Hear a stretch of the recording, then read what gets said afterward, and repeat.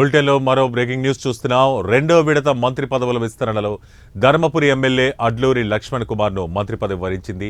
మంత్రివర్గ విస్తరణలో ముందుగా జిల్లా నుంచి మానకొండూరు ఎమ్మెల్యే కవ్వంపల్లి సత్యనారాయణ, ధర్మపురి ఎమ్మెల్యే అడ్లూరి లక్ష్మణ్ కుమార్ పేర్లు పరిశీలించిన అధిష్టానం చివరకు అడ్లూరికి మంత్రి పదవిని కట్టబెట్టింది.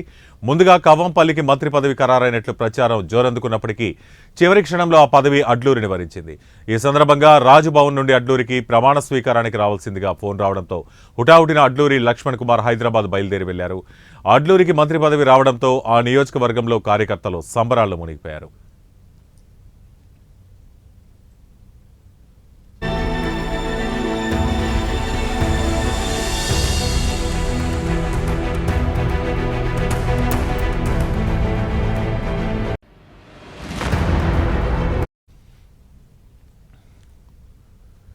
ఇక మంత్రి పదవి వచ్చినట్టే వచ్చి చేజారడంతో కవ్వంపల్లి వర్గీయులు నిరుత్సాహంలో మునిగిపోయారు.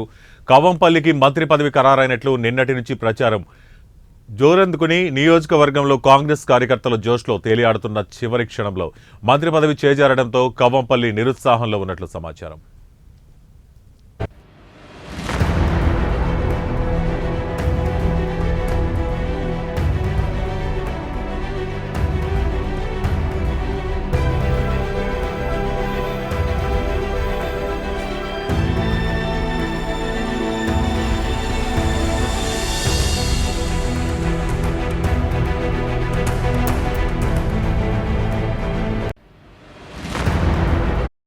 ఇక